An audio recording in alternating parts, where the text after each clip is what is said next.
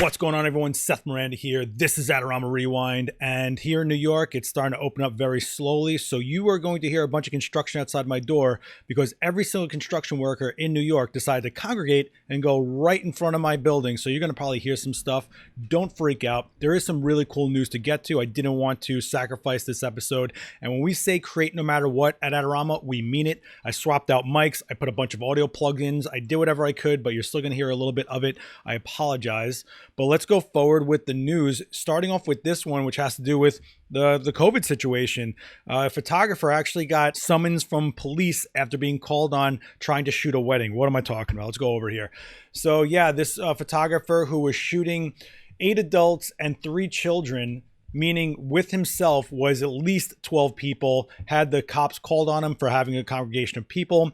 And since this is considered a disorderly conduct summons, it could go up to 6 months in jail or about $1,000 in fines. I don't think it'll get that crazy. It's just a point that this actually happened and that the cops were called from another civilian that were basically telling the cops there is a backyard wedding and this is what happened. So they're taking this pretty serious. I know as photographers we have to work, but we also got to maintain safety measures. I know there's people out there still trying to do shoots, long lenses. We've even seen magazine covers shot with drones and all sorts of things. People are trying to find a way, but just watch yourself. You don't want this costing you more money than you're making if there are fines involved and other things like that. Not to mention just general safety out there, right? Pentax users, guess what? New camera announced. We talked about the APSC flagship camera that they mentioned at an event in the Netherlands. There was like a prototype there. Well, it's becoming more and more real. There is no name for it. There is no price for it. But as Pentax is known for their durability, I'm sure it'll be same as the K1. However, this is an APS-C camera and they're building up a nice series of lenses for it as well. They're touting that to be some of the best glass they've ever created. Take a look at this. If you're a Pentax user, I know that I always get comments down below. They're like, I love Pentax, but they don't make anything. Well, they're making more stuff. Maybe this is a start to reviving the brand a little bit more. And if you're a fan of Pentax, this is how you support them, by getting back on the train with them. If you want to see more stuff coming from them, if you believe in that brand, you know, your dollars are votes in every industry. So just keep that in mind. More with the virtual events. Adobe MAX 2020 is going to be virtual and free. So we talked about 99U becoming free, which was a conference here in New York that was $1,000 a ticket. Well, now Adobe MAX is going to be free for everybody and you can just log in and check it out, which I think is pretty awesome. Yeah, it kind of sucks that we can't go to these things in person and that the trade show industry is kind of and there's no conferences and things are getting canceled left and right.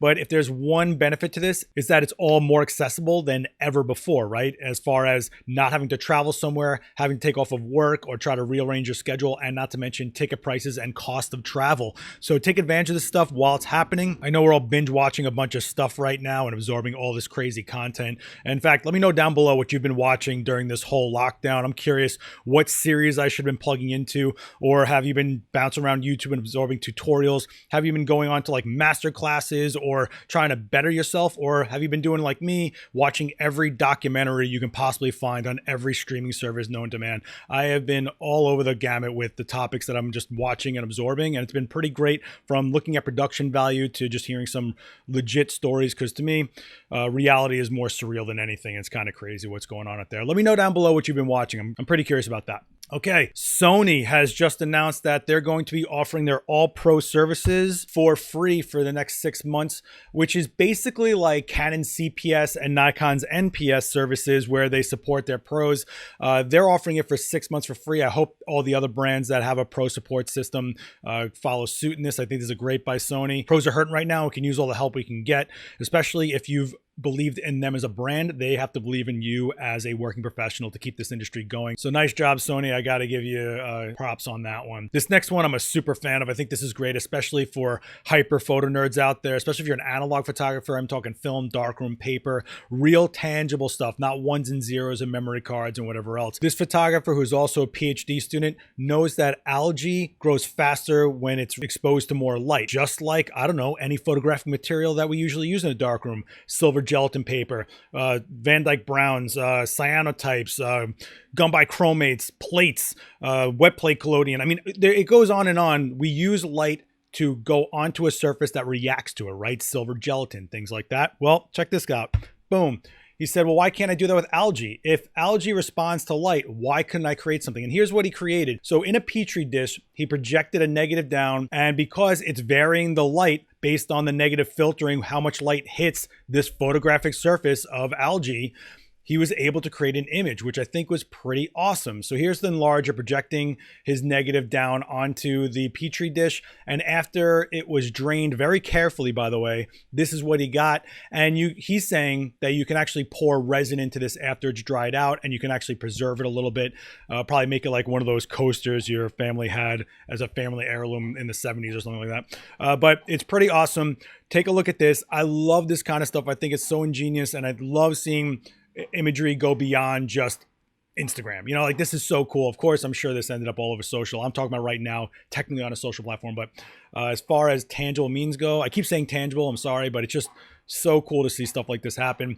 Let me know if you have seen anything else out there that's been on this level of alternative process, which what we used to call it when I was coming up, you know, emulsion lifts, image transfers, like I said, all the contact printing like cyanotypes, gun bichromates, which were extremely difficult, by the way. If you know what I'm talking about, write me down below. Gun bichromate basically is mixing watercolor pigments with photosensitive chemistry to impregnate onto a watercolor paper and then use a series of RGB or CMYK rather, separated negatives that you would probably create now digitally. You would just print CMYK channels onto 4 different sheets of like translucent paper or translucent film and make a contact sheet, and you would have to register them all 4 times perfectly, and it would react, and you would wash it, and you would end up with a colorful print. I am just rambling here. I apologize about that, but I kind of get psyched up on stuff like this, and I hope you do as well. All right, let's move forward. More on the scientific stuff.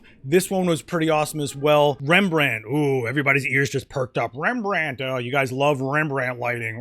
Every influencer that tries to teach lighting right now just perked up. Rembrandt masterpiece 45 gigapixel image using a Hasselblad gigapixel. What? Yeah, wait, let's get into this. So this is the painting. It's pretty awesome. It was painted in 1642, and the science division at a museum in the Netherlands figured out a way to actually shoot this thing as a gigapixel. So let me show you how they do it. This is pretty much the apparatus. A Hasselblad camera goes onto this, and they shoot it a number of times and basically are stitching it together. And when they stitch it together, they're able to give you this.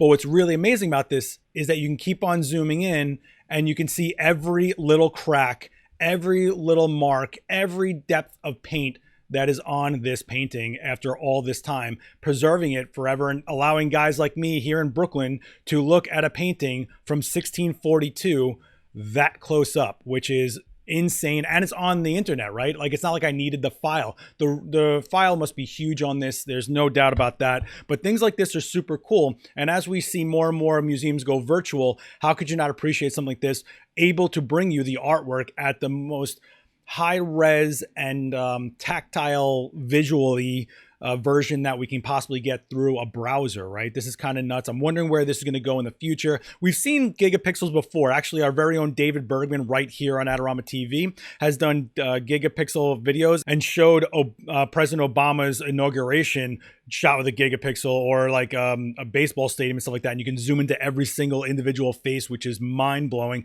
But it's a very cool technology. Check out these links below. You can actually follow how they do this step by step on one of the links, and they're being very generous with showing the behind the scenes and the product itself. And it's free. I mean, I'm looking at this right now with no cost to me. Go take advantage of this stuff. You're crazy if you're just sitting there going, I don't know what to do today. Go take advantage of this stuff. Speaking of that, something else you take advantage of, something I've been doing every weekday at 1 p.m. Eastern Standard Time on Adorama's Facebook page, is Coffee with Creators. I grab a cup of coffee, I sit down, we plug in, and we talk to a bunch of very cool people. We've had 25, 30 guests so far. Joe McNally, Emily Teague, Vanessa Joy joined us. Spooky, if you want to have a walkthrough of what Twitch is about. APSC from Sakonic, if you want to get super nerdy with light. Not to mention Roxy, who was the the runner-up on a top photographer. Toots, really amazing guy with a lot of insight on how to brand yourself and really has a great career going on for him. Nick Dabbis, an amazing DP. Prince McClinton, who founded Art of Visuals, and of course Mark Mann, Leica photographer, who did his in black and white through a Leica, but shot every celebrity under the sun. Had Pi Jerza from SLR Lounge, Jason DeFilippo from the Grumpy Old Geeks podcast to go over what that world is about, Renan Ozturk to talk about his amazing climbs and excavations and the crazy things that are going on in his world. I mean, and oh, forget this one, right? Every host on the Adorama roster currently talking at one time. That wasn't crazy at all. Jamie Price, a great race car photographer, incredible. Ed Mulholland, an amazing sports photographer, shot a lot of boxing and UFC and things over the years. It goes on and on and on. Don't sleep on this. Go check out these videos and join us live. Ask your questions to these people. We're not just going live and ignoring you. You're there with us for the entire recording, so you too can be part of it and get your questions asked right there, basically to their face, and get some answers for it. This week's pretty great. We have the one and only Mark Wallace, as well as comedian Robert Kelly, who's one of my favorite comedians ever. He's got a huge podcast network, and we're going to talk about that. And our very own Film Fernando, senior producer here at Adorama. So if you want to hear some behind the scenes, a little under the hood of how we do things here, check that out as well. And plenty of other guests. We're doing this every day almost. We're going to dial it back a little bit. So it's going to be Tuesday, Wednesday, Thursday, 1 p.m. Eastern Standard Time starting next week. So plug into that. Don't forget to have your questions ready when you see who the guest is for that day.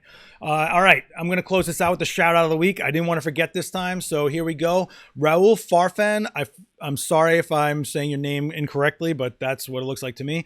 Been a very long supporter of Adorama and is always on those live streams asking his own questions. So let's take a look. Go give him a follow. He's working pretty hard, and I can always tell when he saw one of our videos and tries applying it to his own work and is really trying to expand his own skill set and grow and grow and grow. And it doesn't get much better than that, right? So go check out his work, hit up his Instagram, drop him a follow, hit him a like, and don't forget to comment that you saw him right here on Rewind. I'm sure he'll be psyched about that. All right, guys, I'm going to leave it there. I'm sorry about all the noise. It's New York. We're finally getting back to life. As annoying as that is, it's kind of reassuring me how closer we are to getting back to normalcy. And I hope you guys are all staying safe and sound out there, healthy. And don't worry, we're going to get through this together. Just remember, everything you're creating out there, use the hashtag create no matter what, hashtag Adorama, so we can find the work you're creating during all this. And when we go back to normal, this hashtag is not going to end when everything else comes back to life here. We want to keep it going. We want to make sure that no matter what we're creating. I just went through insane amount of tech issues trying to get this episode of Rewind off the ground. I am going to go out there and lose my mind on these work. No, I'm just kidding. But it is kind of annoying to try to talk through all that and a neighbor that has a super thin wall. That aside.